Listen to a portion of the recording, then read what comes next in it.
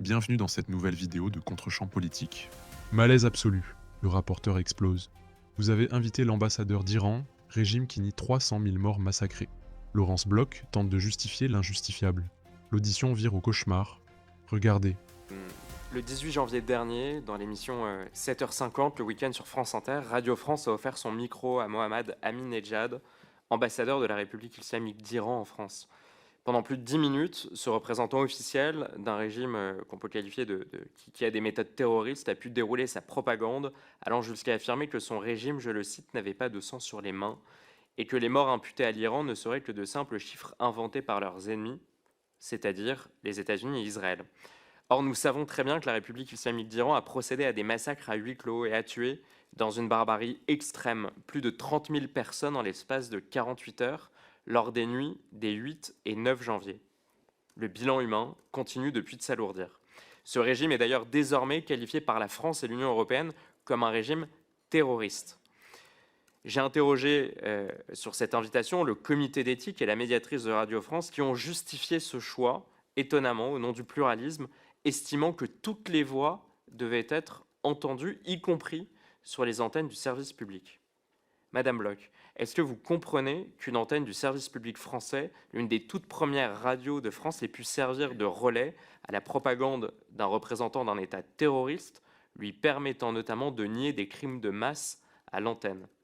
Et aujourd'hui, alors que l'ampleur de ces crimes est établie, je le rappelle, plus de 30 000 civils désarmés ont été abattus en 48 heures, des rançons ont été exigées aux familles endeuillées pour récupérer les corps, et des médecins ont été exécutés pour avoir soigné des blessés dans les hôpitaux. Est-ce que vous comprenez que Radio France n'ait toujours pas présenté d'excuses pour avoir accordé une telle exposition à un régime terroriste et à ses mensonges? Monsieur le rapporteur, vous savez que les mots ont un sens. Je sais que vous le savez. Quand vous dites que France Inter a été le relais de la propagande, vous ne pouvez pas dire ça, parce que ça n'a pas été un relais. L'ambassadeur d'Iran a été interrogé de façon extrêmement vive par 2 journalistes. L'ambassadeur d'Iran, par ailleurs, a été invité sur BFM. Et par ailleurs, je veux dire, vous savez combien la couverture des massacres qui se sont déroulés et qui se déroulent probablement encore aujourd'hui en Iran a été forte et massive sur France Inter. Je crois que c'est il y a une toute petite semaine, c'est Golshifteh Farhani qui est venue au 7h50, que tout le monde connaît, qui est cette actrice tellement investie et franche sur les raisons de ce massacre. Je pense que si Golshifteh Farhani avait considéré que même pour un quart de seconde, France Inter est servi de relais, comme vous dites, au régime des mollahs, elle ne serait pas venue. Merci, monsieur le rapporteur. Et selon vous, est-ce que demain, France Inter a vocation à accueillir, lors d'une matinale, et à donner du temps d'antenne, par exemple, à l'ambassadeur du dirigeant nord-coréen, Kim Jong-un? Est-ce que c'est la vocation du service public? Pardon. La vocation du service public, c'est de poser les bonnes questions avec détermination et indépendance. Si Vladimir Poutine acceptait une interview sur France Inter, je pense que France Inter ne la refuserait pas. Et si Kim Jong-un acceptait une invitation, enfin, était désireux de venir s'exprimer sur les antennes du service public, France Inter l'accepterait? On parle à nouveau, hein, je permets de le dire, le régime iranien aujourd'hui est considéré comme un régime terroriste par la France, par l'Union européenne. Ses dirigeants ont du sang sur les mains et on a l'ambassadeur représentant officiel de ce régime qui est invité sur la première antenne radio du service public de l'audiovisuel. Vous semblez, comme la médiatrice et la présidente du comité d'éthique de Radio France, le justifier, au nom d'ailleurs de donner la parole à tout le monde, avec une contradiction, avec des questions qui, effectivement, ne déroulent pas le tapis rouge à la personne qui est auditionnée, enfin qui est entendue, mais est-ce que ça veut dire que n'importe qui aurait demain le droit à un temps d'antenne sur Radio France?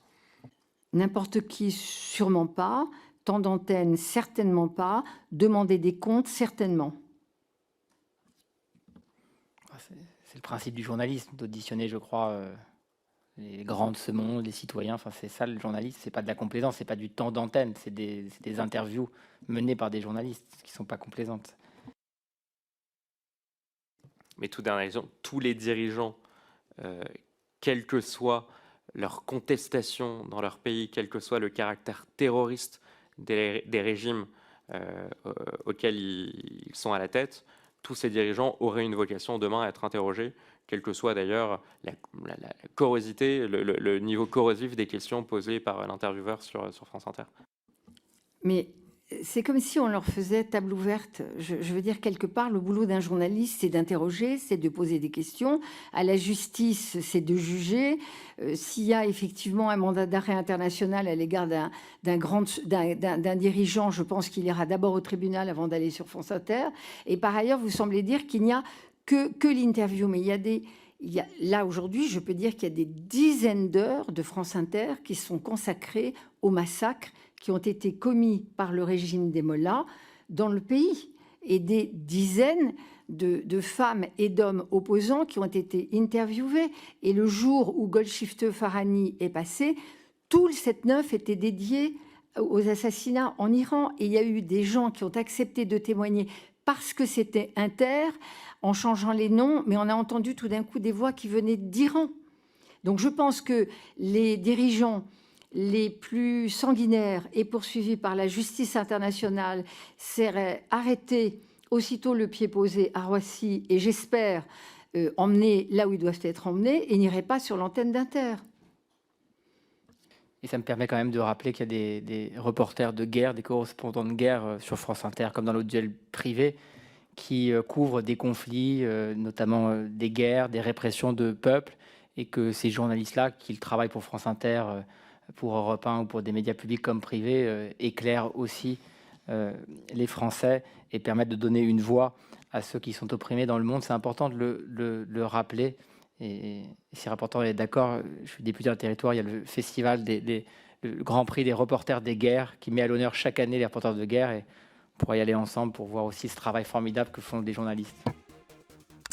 Dites-nous en commentaire ce que vous en avez pensé. Et abonnez-vous pour ne rien manquer des prochaines séquences parlementaires. À très vite sur Contre-champ politique.